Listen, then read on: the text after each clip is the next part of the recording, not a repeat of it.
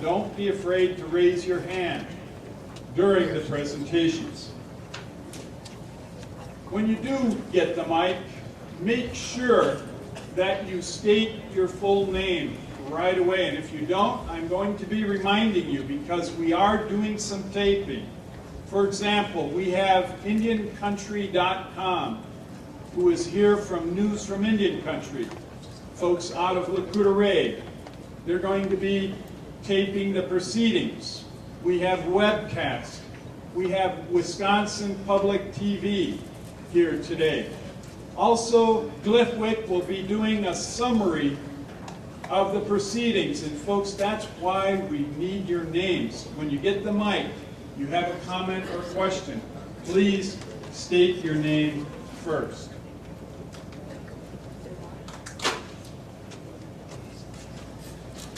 Teachers and attorneys who are getting CEUs credit for this program. There's a CEU sign up in the back over there in the corner on one of the tables, so make sure you check in for that CEU credit.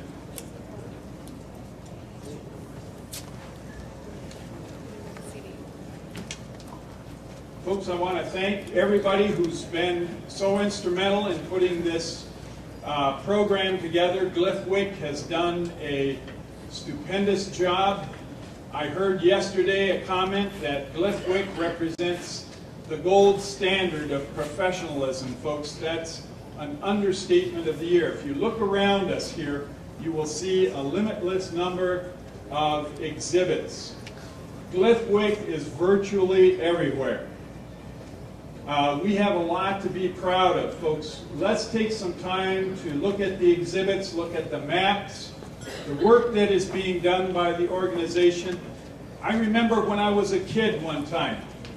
I was probably 10 years old, and I was spearing on Lakota Lake. And folks, we used to spear beyond May, right through the summer.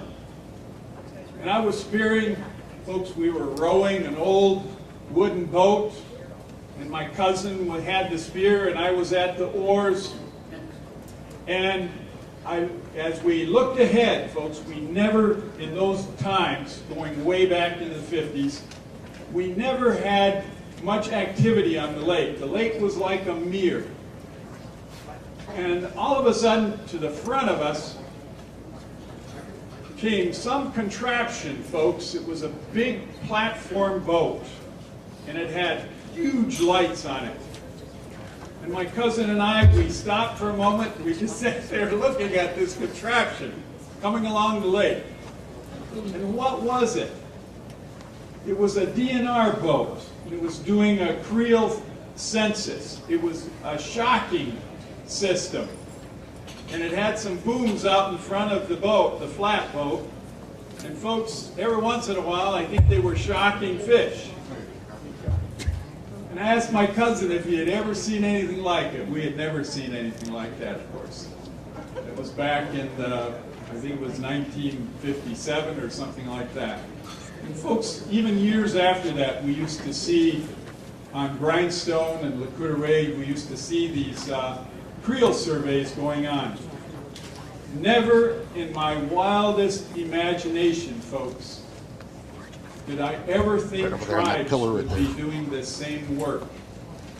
And when I read in the Masanayagan for the first time that Indian tribes were actually doing this in northern Wisconsin lakes,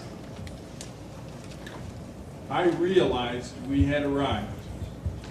That's how important that was for me. And we're doing that and much more today, thanks to the vision, the visionary, insightful thinking that was going on by tribal leaders, bringing this organization together. And folks, we have a lot of people to thank for that, and some of those people we'll be hearing from today. And we have the panelists for the first session.